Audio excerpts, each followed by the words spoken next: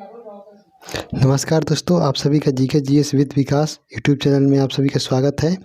आज हम लोग यहाँ पे जो रोशन आनंद सर यानी जो ज्ञान बिंदु जीएस एकेडमी जो कि पटना में स्थित है और उनके द्वारा जो कि रोशन आनंद सर हैं उनके द्वारा जो जीके जीएस के जो प्रश्न हैं 50 प्रश्न है इसमें, यह जो कि डेली बेस पे वहाँ पे ऑफलाइन और ऑनलाइन दोनों मोड में ये टेस्ट चल रहा है। तो उसका हम लोग आज ये 50 प्रश्न देखेंगे जो कि हर एग्ज़ाम की दृष्टि से यह बहुत ही महत्वपूर्ण होगा। तो चलिए वीडियो को हम लोग स्टार्ट करते हैं। तो चलते हैं पहले प्रश्न की ओर। पहला प्रश्न हम लोग यहाँ पे देख लेते हैं जो कि कथन पर आधारित है। पहला प्रश्न यहाँ पे दिया गया है कि रजिया सुल्तान ने असुसाला का प्रधान जलालुद्दीन याकूत को बनाया, जो कि बिल्कुल ये सही है। दूसरा पॉइंट, नायाब के पद का सृजन आराम शाह ने किया, जो कि गलत है। यहाँ पे जो नायाब का जो सृजन किया था यह पद यहाँ पे बहराम शाह के द्वारा किया गया था, इसको आप लोग याद रखिएगा। तीसरा पॉइंट है, अलाउद्दीन खिलजी ने दक्षिण भारत के अभियान जफर खां के नेतृत्व में किया था, जो कि बिल्कुल गलत है। यह जो अलाउद्दीन खिलजी के द्वारा जो दक्षिण भारत का अभियान था यह मलिक काफूर के नेतृत्व में किया गया था, जो कि एक सफल अभियान था। तो इस प्रकार हम लोग देखेंगे तो इसका हो जाएगा ऑप्शन बी, यानी केवल एक सही है। और इसमें जो रजिया सुल्तान है इनका जो शासनकाल था दिल्ली सल्तनत में यह 1236 से 1240 तक था और यह इल्तुतमिश की बेटी एवं उसका उत्तराधिकारी थी और रजिया सुल्तान पहली महिला शासिका भी थी। तो चलिए हम लोग आगे बढ़ते हैं अगले प्रश्न की ओर। अगला प्रश्न हम लोग यहाँ पे देखेंगे, 2 नंबर प्रश्न दिया गया है कि मूल संविधान के हिंदी संस्करण का सुलेखन किसके द्वारा किया गया। जो मूल संविधान था उसमें जो हिंदी संस्करण का जो सुलेखन किया गया था किसके द्वारा किया गया था, तो इसका हो जाएगा ऑप्शन ए, बसंत कुमार वैद के द्वारा ये लिखा गया था। और भारत का संविधान जो है यह 60 देशों के संविधान को ध्यान में रखकर या उसको पढ़कर तब बनाया गया था। और संविधान तैयार मूल रूप से जो प्रारूप समिति ने किया था और उसके अध्यक्ष यहाँ पे बाबा साहेब भीमराव अंबेडकर थे। और यह संविधान मूल रूप से तैयार हम लोगों का 26 नवंबर 1949 को हो गया था। और इस संविधान का जो लेखन अंग्रेजी भाषा में इस संविधान का जो लेखन यहाँ पे प्रेम बिहारी नारायण के द्वारा किया गया था। तो चलिए आगे बढ़ते हैं अगले प्रश्न पर। अगला प्रश्न हम लोग का यहाँ पे दिया गया है 3 नंबर, जिसे हम लोग देख लेते हैं कि लगातार 4 पूर्ण चंद्र ग्रहणों यानी लूनर ट्रेटेड की परिघटना को क्या कहते हैं। यानी लगातार 4 बार जब पूर्ण चंद्र ग्रहण होता है तो उसे हम लोग क्या कहते हैं, तो उसे हम लोग यहाँ पे ब्लड मून कहते हैं। और जो चंद्र ग्रहण होता है वह सूर्य और चंद्रमा के बीच में, जब सूर्य और चंद्रमा ये यहाँ पे सन है, इसके ये मून है और इसके बीच में यहाँ पे जब हम लोग का अर्थ आ जाता है तब यह पूर्ण चंद्र ग्रहण होता है। और ब्लू मून यहाँ पे एक ऑप्शन में दिया गया, ऑप्शन बी ब्लू मून।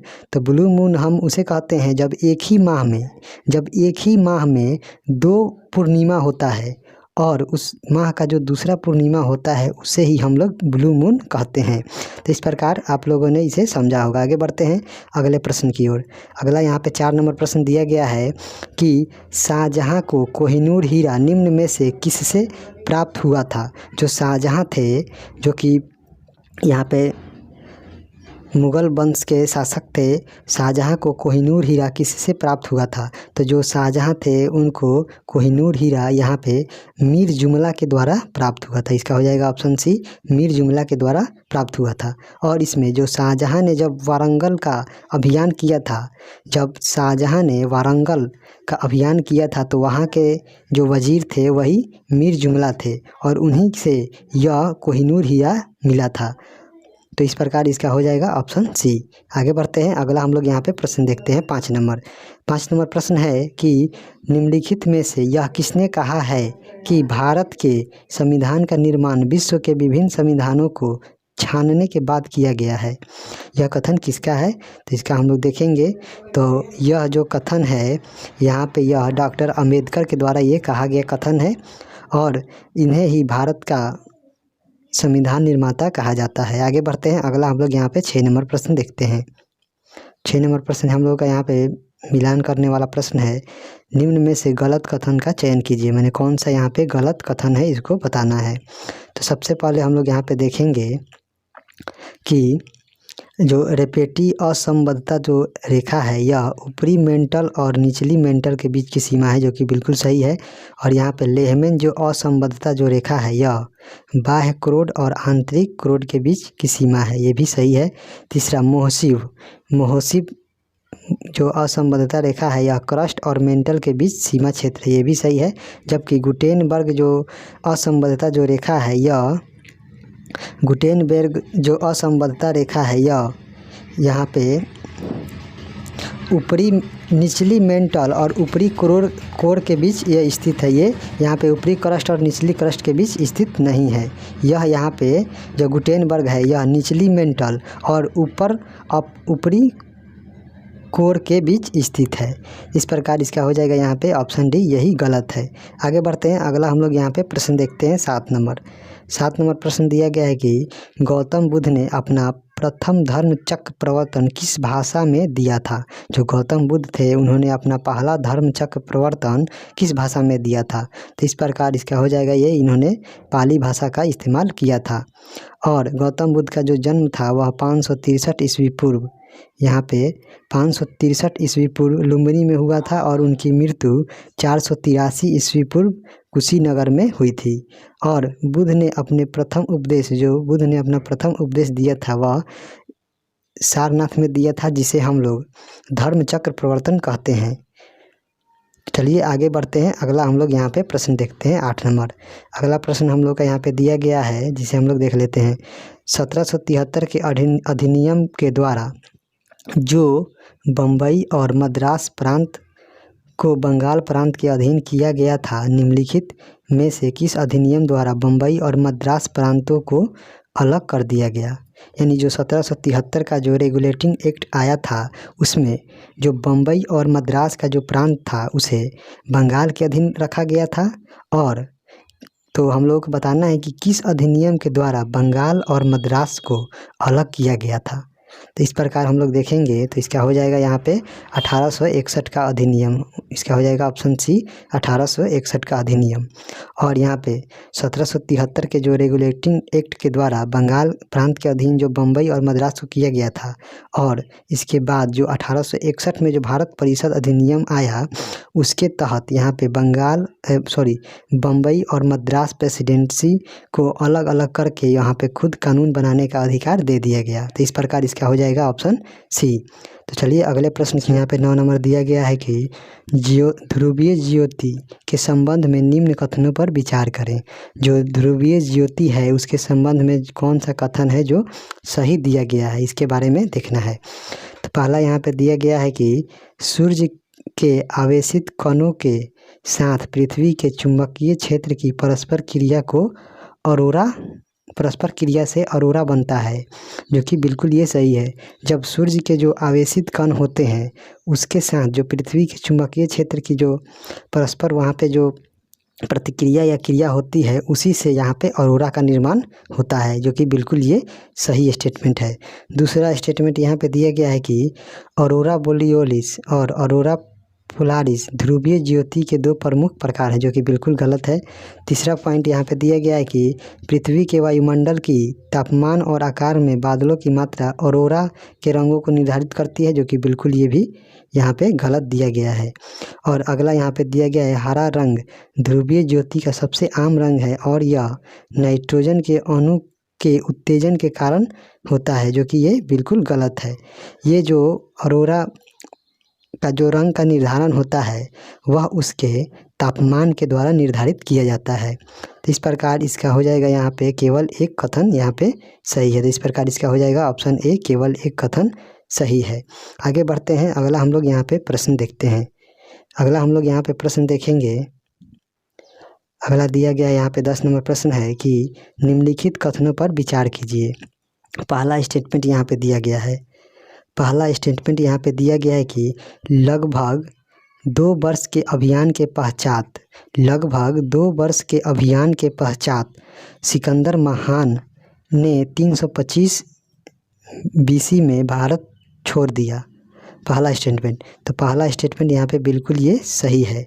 जो सिकंदर थे उनका जो भारत पर प्रथम आक्रमण था वह 326 ईसा पूर्व में था और 19 माह तक वे भारत में रहे थे।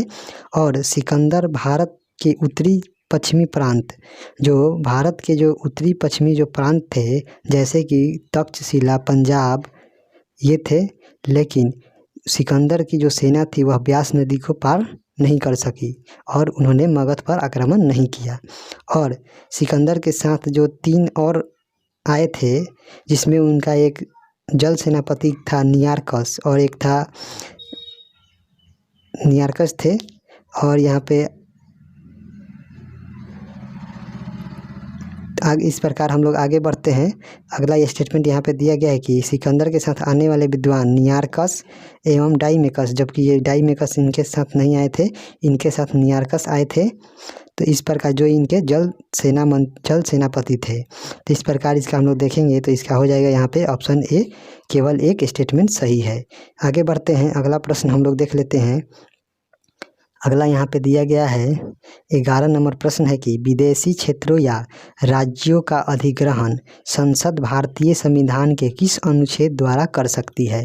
तो जो विदेशी क्षेत्रों या राज्यों का जो अधिग्रहण होता है उसमें संसद भारतीय संविधान के किस अनुच्छेद के द्वारा कर सकती है। तो इस प्रकार हम लोग देखेंगे तो जो भारत के संविधान के अनुच्छेद 2 में ये वर्णित है और कि नए राज्यों का प्रवेश एवं स्थापना से संबंधित है जिसमें संसद कानून बना सकती है। और यहाँ पे अनुच्छेद 1 से 4 में जो भाग 1 का जो है जिसमें लिखा गया है संघ और उसके राज्य क्षेत्र। पहला अनुच्छेद है यहाँ पे अनुच्छेद नंबर 1 कि संघ का नाम और राज्य क्षेत्र। 2 में है नए राज्यों का प्रवेश एवं स्थापना।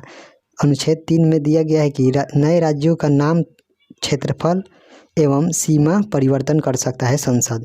4 नंबर में दिया गया अनुच्छेद 4 में कि अनुच्छेद 2 और अनुच्छेद 3 के अंदर जो बनाई गई जो विधि है उसमें संविधान संशोधन नहीं किया जा सकता है, जो कि मोस्ट इम्पोर्टेंट ये प्रश्न है, इसको आप लोग याद रखिएगा।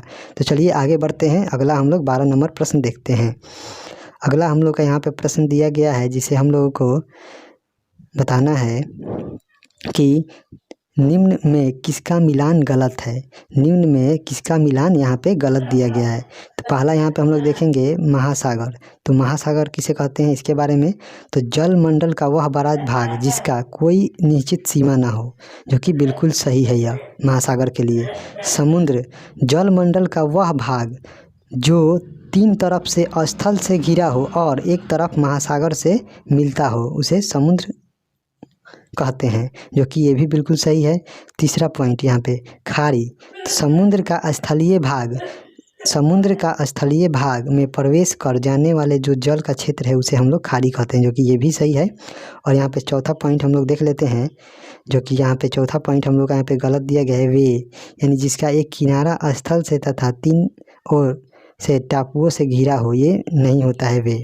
यहाँ पे जो वे होता है वह जिसका किनारा 2 स्थल पर, जिसके किनारा वे हम उसे कहते हैं जिसका किनारा 2 स्थल और एक तरफ टापुओं से घिरा होता है तथा एक किनारा समुद्र से लगा होता है। यानी वे हम उसे कहते हैं जिसका 2, यहाँ पे जैसे ये वे मान के चलिए ये वे है तो इसका जो ये किनारा है और ये 2 ये स्थल से होगा और एक जो ये किनारा है यह यहाँ पे टापू से यह निर्मित होगा, टापू से घिरा होगा और एक किनारा जो है ये बच रहा है यह समुद्र से घिरा होगा। तो इसी को हम लोग वे कहते हैं। तो आई होप कि आप लोग इसे समझे होंगे। तो चलिए अगले हम प्रश्न पर बढ़ते हैं।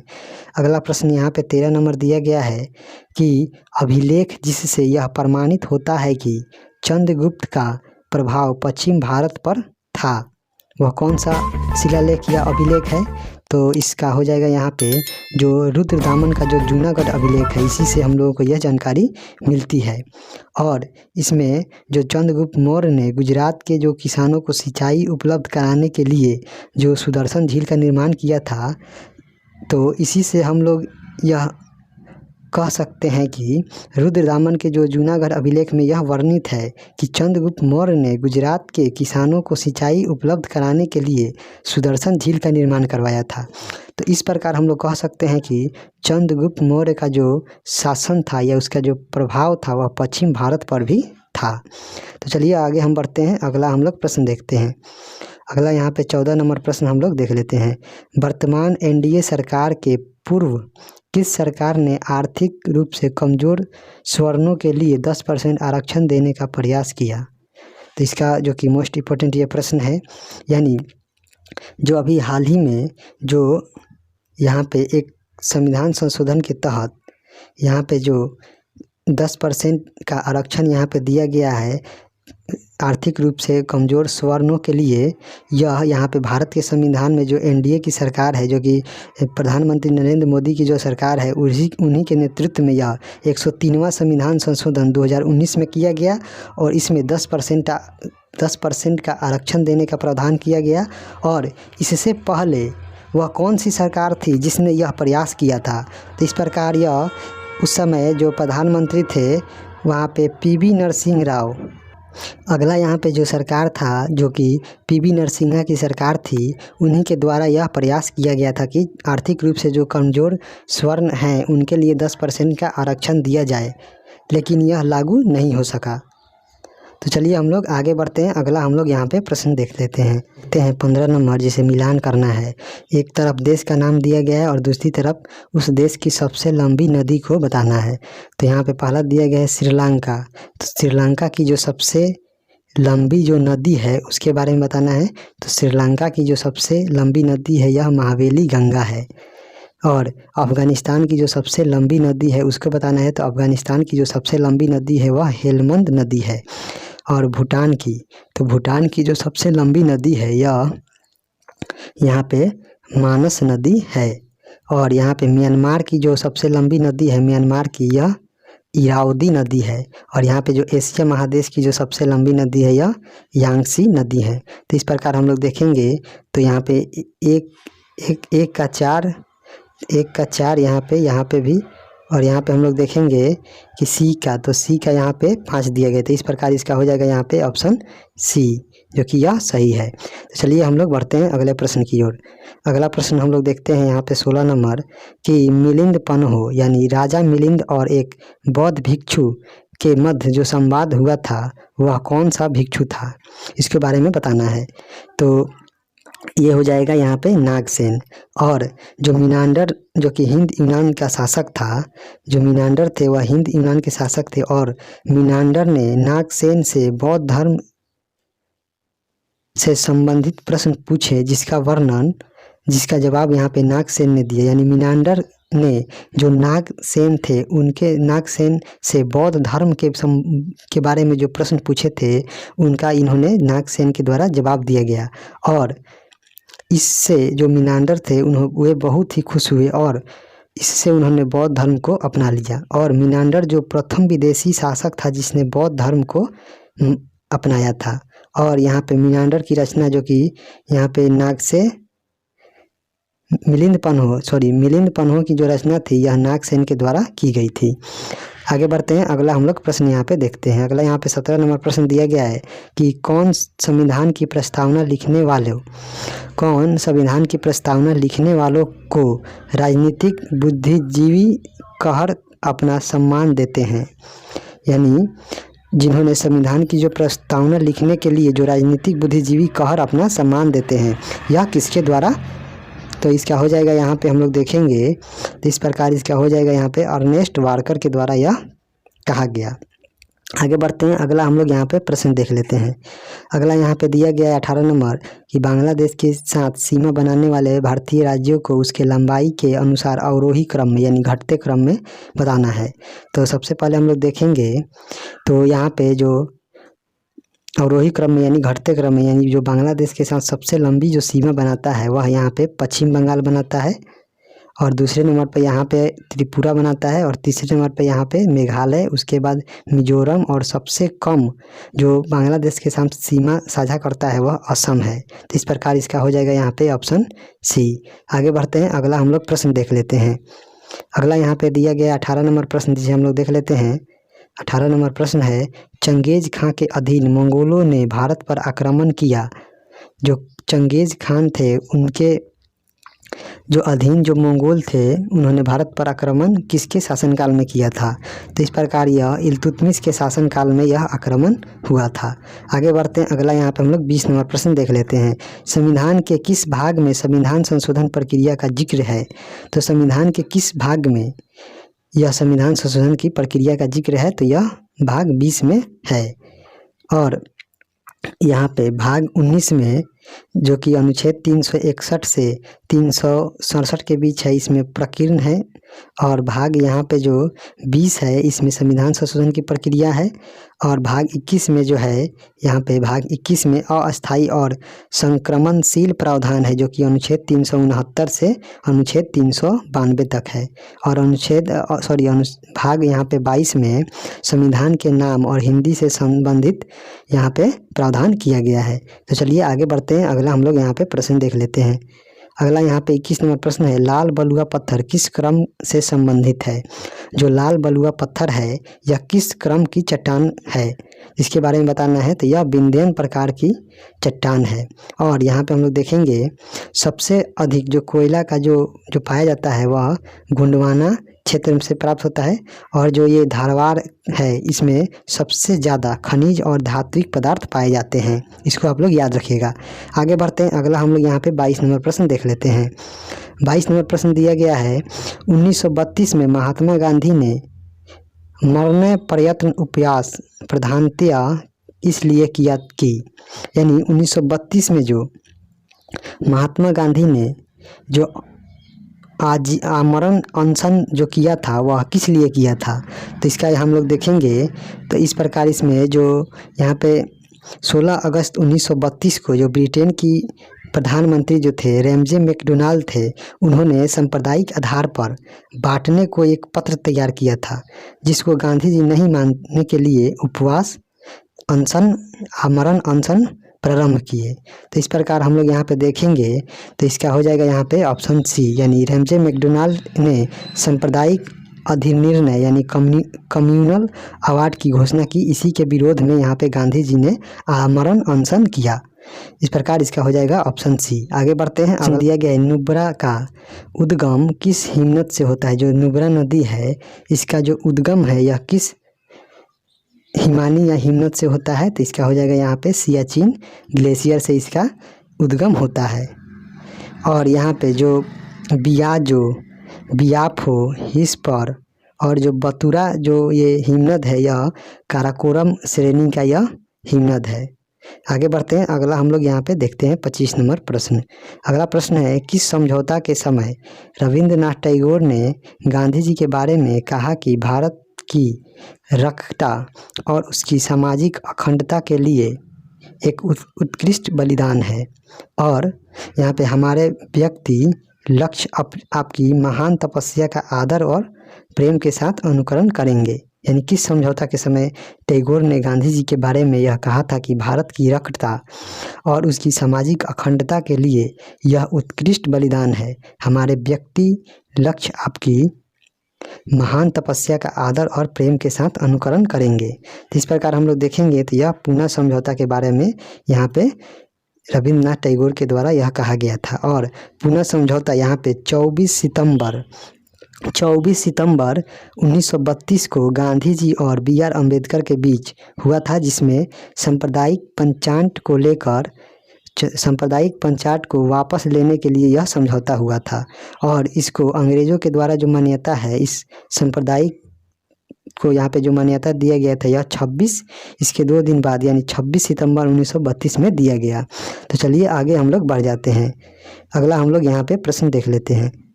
अगला यहाँ पे हम लोग का यहाँ पे प्रश्न दिया गया है, जिसे हम लोग देख लेते हैं।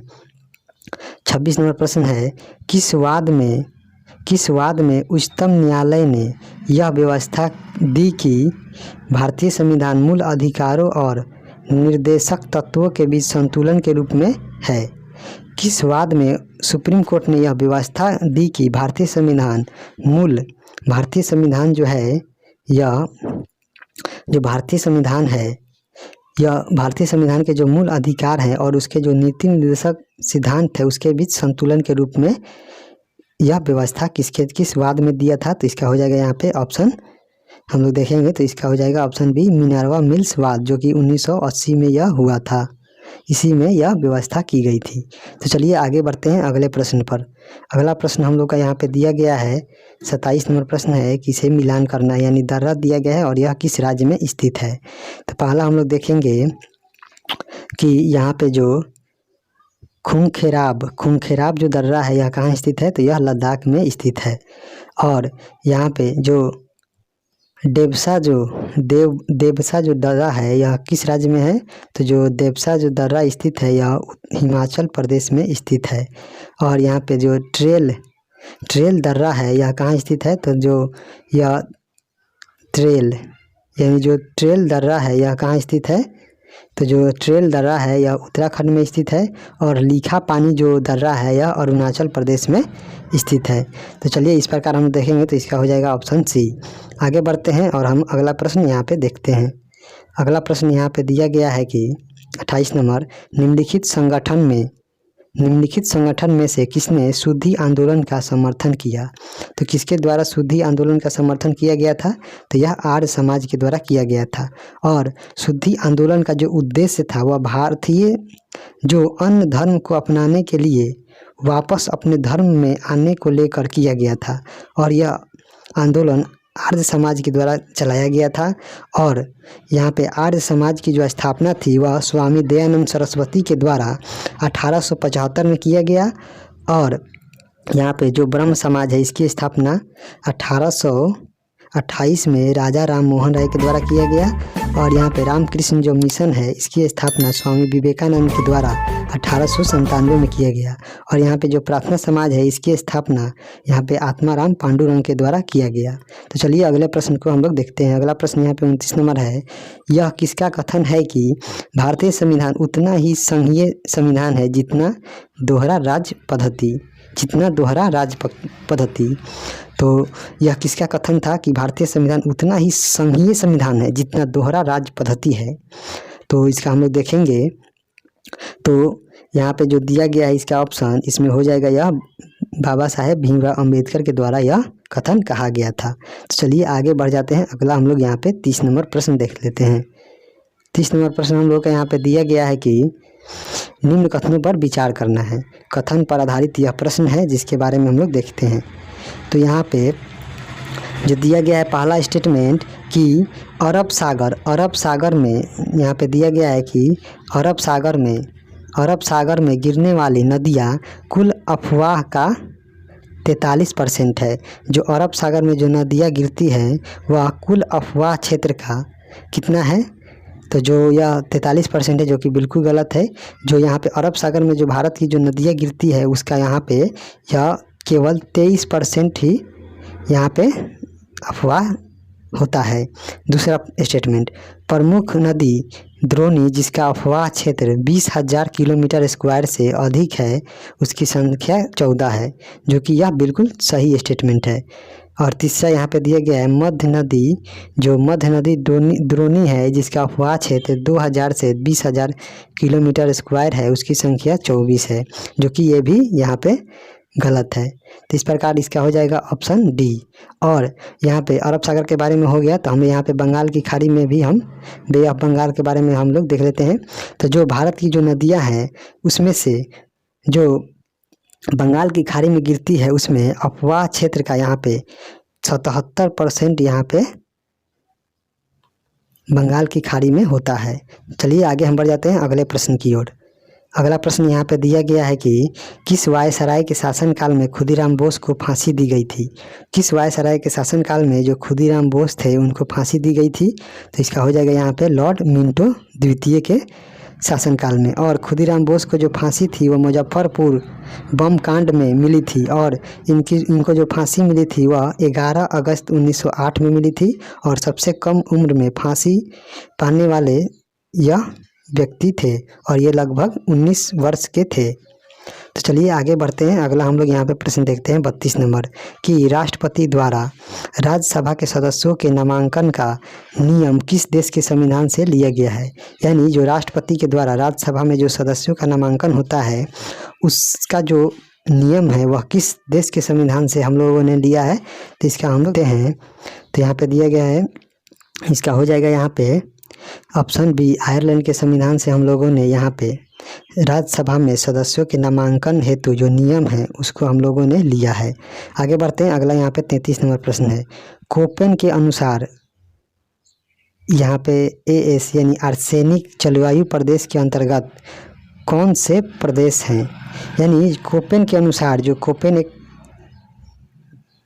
कोपेन जो है इसमें जो अनुसार इसके जो अनुसार है जो कि जलवायु क्षेत्र के बारे में यह कार्य करता है और इसमें जो आर्सेनिक जलवायु क्षेत्र के अंतर्गत कौन कौन से राज्य आते हैं तो इसका हो जाएगा यहाँ पे ऑप्शन ए, आंध्र प्रदेश और तमिलनाडु। चलिए आगे बढ़ते हैं अगले प्रश्न की ओर।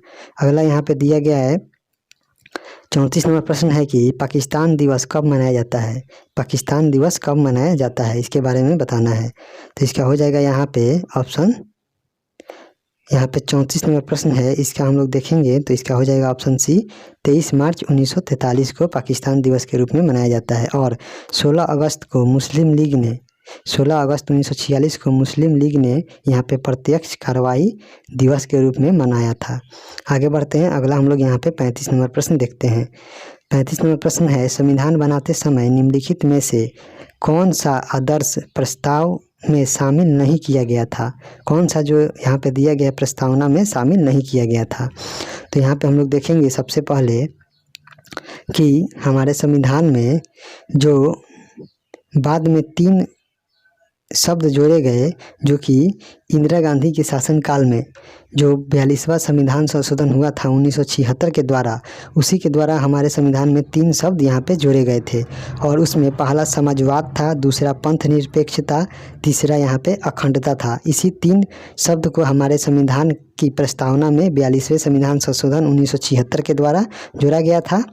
तो इस प्रकार हम लोग यहाँ पे देखेंगे तो यहाँ पे इसका हो जाएगा यहाँ पे ऑप्शन सी, समाजवादी, जो कि ये बाद में जोड़ा गया था। तो आगे बढ़ते हैं। अगला हम लोग यहाँ पे प्रश्न देख लेते हैं। अगला यहाँ पे दिया गया है 36 नंबर, सत्य मिलान का चयन कीजिए। जो यहाँ पे मिलान में जो सत्य है उसके बारे में चयन करना है। तो यहाँ पे एक तरफ बोर्ड का दिया गया है और इधर इसका स्थापना वर्ष दिया गया है। तो यहाँ पे हम लोग देखेंगे तो पहला यहाँ पे दिया है केंद्रीय मृदा संरक्षण बोर्ड का गठन। तो जो केंद्रीय मृदा संरक्षण बोर्ड का जो गठन हुआ था यह 1956 में नहीं हुआ था, यह 1953 में इसका गठन किया गया था। और अगला भारत में सूखा क्षेत्र कार्यक्रम चलाया गया, तो यह 1973 में चलाया गया, जो कि बिल्कुल सही है। तीसरा यहाँ पे तीसरा दिया गया राष्ट्रीय बंजर भूमि विकास की स्थापना। जो राष्ट्रीय बंजर भूमि विकास की जो मंडल थी उसकी स्थापना यहाँ पे सबसे पहले यहाँ पे 1982 में नहीं किया गया था, या 1985 में इसका स्थापना किया गया था। और यहाँ पे मरुस्थल विकास कार्यक्रम, जो मरुस्थल विकास कार्यक्रम था इसे 1987-88 में नहीं बल्कि इसे 1977-78 में इसे चलाया गया था। इसे 1977 या 78 में इसे चलाया गया था। तो इस प्रकार इसका यहाँ पे जो सही है इसका हो जाएगा ऑप्शन बी। यहाँ पे भारत में सूखा क्षेत्र कार्यक्रम 1973 में चलाया गया था। तो चलिए अगले प्रश्न की ओर बढ़ते हैं। अगला प्रश्न यहाँ पे दिया गया है जो कि बहुत ही अगला प्रश्न यहाँ पे दिया गया है 37 नंबर कि प्राचीन भारत को इतिहास के संदर्भ में निम्नलिखित में से कौन सा जो कथन है वह सही है। तो सबसे पहले हम लोग यहाँ पे देखेंगे कि प्राचीन काल के बारे में यहाँ पे बताना है, प्राचीन भारत के जो इतिहास है उसके बारे में। तो यहाँ पे हम लोग देखेंगे कि पहला स्टेटमेंट यहाँ पे दिया गया है कि यहाँ पे हम लोग पहला स्टेटमेंट देखते हैं। तो यहाँ पे हम लोग का पहला स्टेटमेंट यहाँ पे हम लोग देख लेंगे कि प्राचीन भारत में, तो यहाँ पे पहला दिया गया है मिताक्षरा ऊंची जाति की सिविल विधि थी और दाएं भाग निम्न जाति की सिविल विधि थी, जो कि ये बिल्कुल गलत है। और अगला यहाँ पे हम लोग देखेंगे, अगला दिया गया मिताक्षरा व्यवस्था में पुत्र अपने पिता के जीवन काल में ही संपत्ति का अधिकार संपत्ति के अधिकार का दावा कर सकते थे, जबकि दाय भाग व्यवस्था में पिता की मृत्यु के उपरांत ही संपत्ति का अधिकार का दावा कर सकते हैं, जो कि बिल्कुल सही है। तीसरा यहाँ पे दिया गया है, मिताक्षरा व्यवस्था किसी परिवार के केवल पुरुष सदस्यों के संपत्ति संबंधी मामलों पर विचार करती है, जबकि दाय भाग व्यवस्था में किसी परिवार को पुरुष एवं महिला सदस्य दोनों के संपत्ति संबंधी मामलों पर विचार करती है, जो कि ये भी यहाँ पे गलत है। तो इस प्रकार हम लोग देखेंगे इसका जो ऑप्शन दिया गया है उसके अनुसार, तो उसके अनुसार यहाँ पे इसका हो जाएगा केवल 2 यहाँ पे सही है।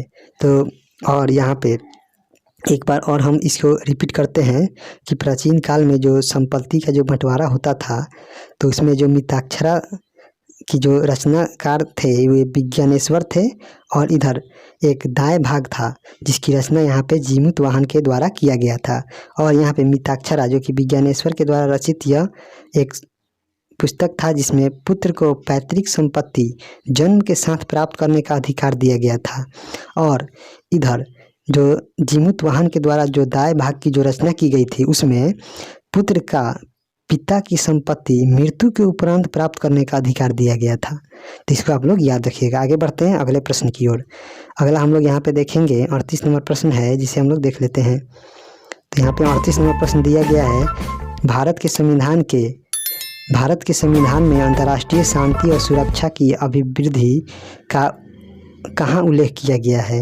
यानी जो भारतीय संविधान में जो किस भाग में या किस शेड्यूल में यह बात कहा गया है कि अंतर्राष्ट्रीय शांति और सुरक्षा की अभिवृद्धि किया जाएगा। तो इसका हो जाएगा यहाँ पे ऑप्शन सी, मूल कर्तव्य में कहा गया है। आगे बढ़ते हैं। अगला यहाँ पे प्रश्न है 39 नंबर, सामान्य सघन वन में वृक्षावरण का सघन घनत्व है। जो सामान्य सघन वन में जो वृक्षावरण का जो यहाँ पे योगदान है वह कितना % है। तो इसका हो जाएगा यहाँ पे 40% से 70% के मध्य है। आगे बढ़ते हैं। अगला हम लोग यहाँ पे प्रश्न देखते हैं। अगला यहाँ पे दिया गया है कि DNA फिंगरप्रिंटिंग केंद्र स्थित है। जो DNA फिंगरप्रिंटिंग जो केंद्र है यह कहाँ स्थित है, तो इसका हम लोग देखेंगे। तो इसका हम लोग ऑप्शन और देख लेते हैं, डी, हैदराबाद में ये DNA फिंगरप्रिंटिंग प्रयोगशाला स्थित है। अगला हम लोग यहाँ पे देखेंगे। अगला हम लोग यहाँ पे देखते हैं प्रश्न नंबर 41 नंबर प्रश्न हम लोग का यहाँ पे दिया गया है, निम्नलिखित युग्मों में कौन एक सुमेलित नहीं है। कौन एक सुमेलित नहीं है, इसके बारे में बताना है। इसको हम लोग देख लेते हैं। तो यहाँ पे हम लोग देखेंगे कि कलिंग पुरस्कार, जो कलिंग पुरस्कार है यह किस क्षेत्र में दिया जाता है, तो यह विज्ञान की लोकप्रियता में दिया जाता है, जो कि बिल्कुल ये सही है। डेविड कोहेन पुरस्कार, जो डेविड कोहेन पुरस्कार है यह किस क्षेत्र में दिया जाता है, तो यह साहित्य के क्षेत्र में दिया जाता है, जो कि बिल्कुल सही है। और यहाँ पे बोरलक पुरस्कार जो कि यह कृषि क्षेत्र में दिया जाता है। और पुलित्जर पुरस्कार जो कि धर्म की प्रगति में नहीं बल्कि यह पत्रकारिता के क्षेत्र में दिया जाता है, इसलिए यह गलत सुमेलित है। आगे बढ़ते हैं अगले प्रश्न की ओर। अगला यहाँ पे 42 नंबर प्रश्न दिया गया है, निम्नलिखित देशों में किस एक को यूरेनियम सिटी स्थापित करने का श्रेय दिया जाता है। यानी किस देश में यूरेनियम सिटी स्थापित किया गया था सबसे पहले। तो इस प्रकार इसका हो जाएगा यहाँ पे ऑप्शन बी, कनाडा में यह किया गया था। आगे बढ़ते हैं। अगला यहाँ पे 43 नंबर प्रश्न है, सार्क देशों में सबसे घना आबाद देश कौन है। जो सार्क देश है उसमें सबसे घना आबाद वाला देश, तो इसका हो जाएगा ऑप्शन ए, बांग्लादेश होगा। आगे बढ़ते हैं। अगला हम लोग यहाँ पे प्रश्न देखते हैं। अगला यहाँ पे दिया गया 44 नंबर कि निम्न में कौन एकमात्र ऐसा खिलाड़ी है जिसे तीनों बड़े स्पोर्ट अवार्ड जैसे द्रोणाचार्य अवार्ड, राजीव गांधी खेल रत्न अवार्ड और अर्जुन अवार्ड से सम्मानित किया गया है, जो कि मोस्ट इम्पोर्टेंट प्रश्न है यह। तो इस प्रकार हम लोग देखेंगे। तो इसका हो जाएगा यहाँ पे जो पुलेला गोपीचंद्र हैं उन्हें यहाँ पे 1991 में सबसे पहले 1991 में इन्हें पहले अर्जुन अवार्ड दिया गया, और यहाँ पे 2001 में इन्हें राजीव गांधी खेल रत्न अवार्ड दिया गया, और वर्ष 2008 में इन्हें द्रोणाचार्य अवार्ड से सम्मानित किया गया। तो इस प्रकार इसका हो जाएगा ऑप्शन डी, पुलेला गोपीचंद, जो कि बैडमिंटन खेल से संबंधित हैं। आगे बढ़ते हैं। अगला हम लोग यहाँ पे प्रश्न देखते हैं। अगला प्रश्न हम लोग का यहाँ पे दिया गया है, जो कि सूची 1 को सूची 2 से मिलान करना है। तो अगला हम लोग यहाँ पे देखेंगे, तो यहाँ पे एक शब्द एक और दिया गया है खेल से रिलेटेड जो शब्द है उसे, और दूसरी तरफ दिया गया है जो किस खेल से यह संबंधित है। तो यहाँ पे पहला दिया गया है बुल्स आई। जो बुल्स आई है यह यहाँ पे निशानेबाजी से संबंधित है, और यहाँ पे जो कैडी है, कैडी जो ये कैडी है यह यहाँ पे गोल्फ से संबंधित है, और यहाँ पे जो ड्यूस शब्द है, ड्यूस शब्द जो है यह टेनिस से संबंधित है, और गुगली जो है यह क्रिकेट से संबंधित है। तो इसको आप लोग देख लीजिएगा। आगे बढ़ते हैं, अगला हम लोग यहाँ पे प्रश्न देखते हैं। अगला यहाँ पे देखते हैं 46 नंबर, निम्नलिखित में से कौन एक राष्ट्रीय खेल दिवस पर दिए जाने वाले पुरस्कारों में से नहीं है। यानी जो राष्ट्रीय खेल दिवस जो कि 29 अगस्त को मनाया जाता है उसमें यह पुरस्कार नहीं दिया जाता है। तो इसमें हम लोग देखेंगे तो इस प्रकार इसका हो जाएगा ऑप्शन डी, विश्वामित्र पुरस्कार नहीं दिया जाता है, जबकि यहाँ पे राजीव गांधी खेल रत्न, ध्यानचंद पुरस्कार और अर्जुन पुरस्कार यहाँ पे दिया जाता है। और जो विश्वामित्र पुरस्कार है यह मध्य प्रदेश सरकार के द्वारा दिया जाता है, जो कि खेल परीक्षकों के लिए यह दिया जाता है। आगे बढ़ते हैं, अगला हम लोग यहाँ पे प्रश्न देखते हैं। अगला यहाँ पे 47 नंबर प्रश्न दिया गया है, जंगली गधों का अभयारण्य कहाँ स्थित है। जो जंगली गधे हैं उनका जो अभयारण्य है यह गुजरात के कच्छ में स्थित है। तो इस प्रकार इसका हो जाएगा ऑप्शन सी, गुजरात के कच्छ में। आगे बढ़ते हैं, अगला यहाँ पे 48 नंबर है, आबू का जैन मंदिर किससे बना है। जो आबू का जो माउंट आबू का जो जैन मंदिर है यह किससे बना है। तो इसका हो जाएगा यहाँ पे ऑप्शन डी, संगमरमर से यह निर्मित है। और जो आबू का जो जैन मंदिर है यह राजस्थान में स्थित है, और इसे बिमल शाह के द्वारा बनाया गया था। आगे बढ़ते हैं और अगला प्रश्न हम लोग देखते हैं। अगला प्रश्न हम लोग के यहाँ पे दिया गया है कि इंडिया डिवाइडेड पुस्तक के लेखक थे। जो इंडिया डिवाइडेड जो पुस्तक है इसके लेखक कौन थे। तो इसके हो जाएगा option B, doctor Rajendra Prasad. और आज का इस सेट का अंतिम प्रश्न है, भारत के किस प्रांत में सर्वप्रथम साम्यवादी सरकार की स्थापना हुई थी। तो भारत के किस प्रांत में सर्वप्रथम साम्यवादी सरकार की स्थापना की गई थी। तो इसका हो जाएगा ऑप्शन सी, यहाँ पे केरल में किया गया था, जो कि वहाँ पे 1957 में जो केरल के पहले मुख्यमंत्री बने थे उनका नाम था श्रीपाद अमृत डांडे। तो चलिए मिलते हैं अगले वीडियो में। प्लीज़ चैनल को like and share and subscribe जरूर कीजिए अपने दोस्तों के साथ। तो चलिए अगले वीडियो मिलते हैं, तब तक के लिए जय हिंद दोस्तों।